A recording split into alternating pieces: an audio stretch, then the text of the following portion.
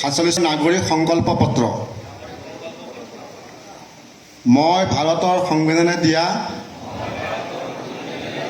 ভোটাধিকাৰ নিজে সাব্যস্ত কৰাৰ লগতে সমাজৰ সকলো শ্ৰেণীৰ লোকক ভোটদানৰ বাবে অনুপ্ৰাণিত কৰি গণতান্ত্ৰিক প্ৰমূল্যবোধক শক্তিশালী কৰিম। মই ৰাজহুৱা সম্পদৰ সুৰক্ষা সুনিশ্চিত কৰাৰ লগতে স্বচ্ছতা বৰ্তাই ৰখাৰ নৈতিক দায়িত্ব পালন কৰিম। এই দায়িত্ব আন্তৰিকতাৰে পালন কৰি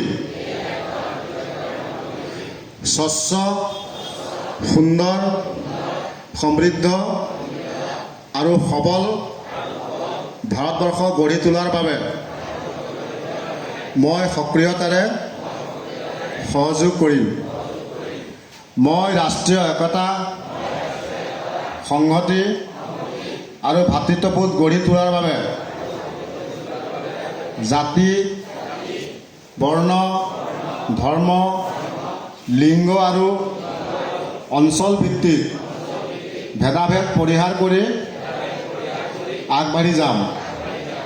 মই ভাৰতৰ সমৃদ্ধ সাংস্কৃতিক বিবিধতা আৰু ঐতিহাসিক সদায় আন্তৰিকতাৰে সন্মান জনাম। মই সমাজৰ সকলো মহিলাৰ গৰিমা আৰু সন্মান সুনিশ্চিত কৰাৰ লগতে নাৰী সবলীকৰণৰ বাবে সকলো সময়তে বদ্ধপৰিকৰ হৈ ৰম। মই ৰাষ্ট্ৰ নিৰ্মাণত বিশেষ ভূমিকা পালন কৰা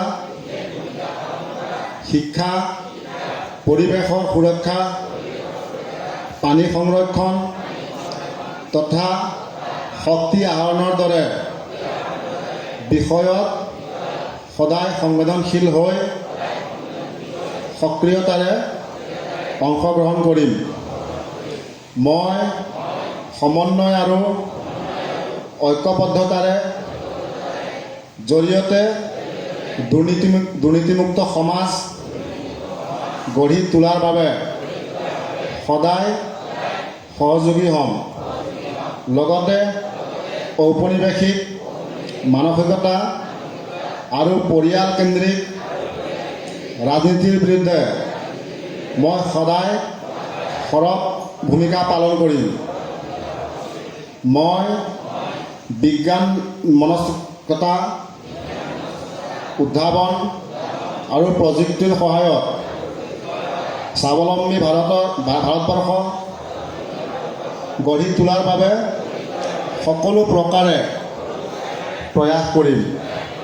মই মোৰ ৰাজহুৱা জীৱনৰ সকলো ক্ষেত্ৰতে সততা, নিকা মনোভাৱ আৰু অটল বিশ্বাসেৰে ৰাষ্ট্ৰীয় কৰ্মত সহযোগ কৰিম। মই এগৰাকী দায়িত্বশীল আৰু দেশপ্ৰেমিক নাগৰিক হিচাপে ৰাষ্ট্ৰ সৰ্বোপৰি মনোভাৱেৰে দেশৰ বাবে কাৰ্য কৰি যাম। মই বিকশিত ভাৰত 2047 সপোনক বাস্তৱ ৰূপ দিবৰ বাবে শৰীৰ, মন আৰু বুদ্ধি আদি অন্তঃকৰণেৰে উৎসৰ্গা কৰি মোৰ জীৱনৰ সৰ্বশ্ৰেষ্ঠ অৱদান আগবঢ়াবলৈ সাজু থাকিম। জয় হিন্দ, ভাৰত মাতা কি জয়। ধন্যবাদ। আপোনালোকে ওপৰত চহী কৰিব আৰু